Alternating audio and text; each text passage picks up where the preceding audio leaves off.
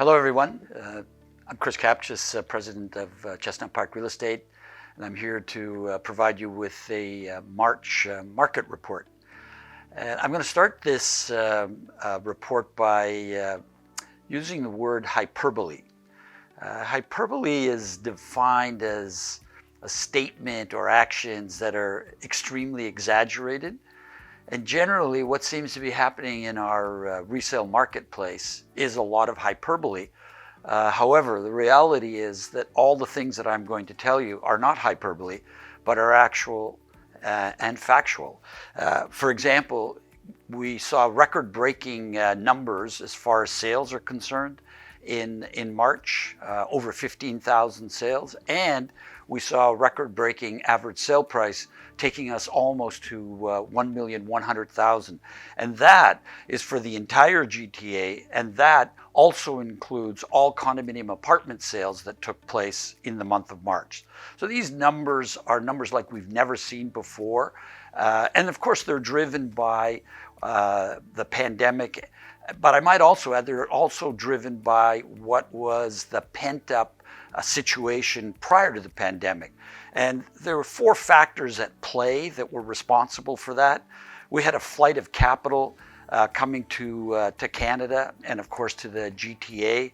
The safety of our political institutions, our financial institutions, social institutions, our healthcare, clearly major attractions for money coming to Canada.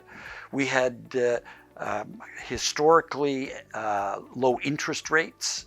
They were in play even before the pandemic and the various government interventions that took place after March of last year. We had notoriously low inventory levels, and on top of that, we had huge amounts of immigration. Immigration is one thing that has stopped during the pandemic because of travel restrictions, but its built-up nature was impacting the market even before the pandemic. All the pandemic did was further accentuate those four factors, and as a result of that, what we're seeing is these incredible numbers that the market is producing. As I said, historic numbers for sales, historic numbers for average sale prices. So where does this take us as far as the market is concerned? Prior to this presentation, I took a look at what's happening in early April, and there is a continuation into April as to what was happening in March. Average sale price even a little higher than they were in March, and sales moving along at approximately the same pace. So the problems that we see going forward are twofold. One is sustainability. When you get these kinds of numbers, especially the average sale price, going up almost $200,000 in 1 year, household incomes have not kept pace. So at some point in time, you're going to hit a break point, and I suspect that we're getting close to that. It might not happen in April, but I suspect that it's not far away. The other concern is when you have sustainability issues, you also have the scrutiny of government.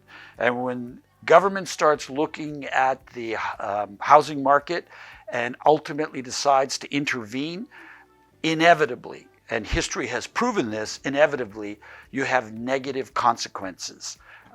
Government is currently talking about perhaps a capital gains tax on principal residences, and even some discussion on a land speculation tax, similar to what we saw back in the early 70s when the provincial government implemented it.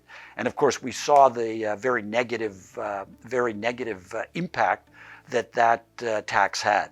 So I'm hoping that as the market moves forward, that the sustainability issue will moderate itself simply because prices have reached a level that people can't participate in the market at higher levels.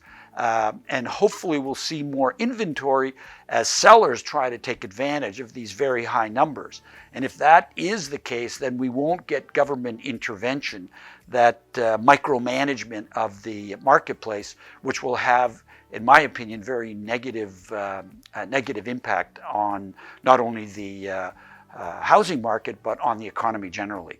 So very excited about our next market report in April, and hopefully some of the comments that I've made will actually materialize during the course of the April market, and I look forward to presenting it to you a month from now.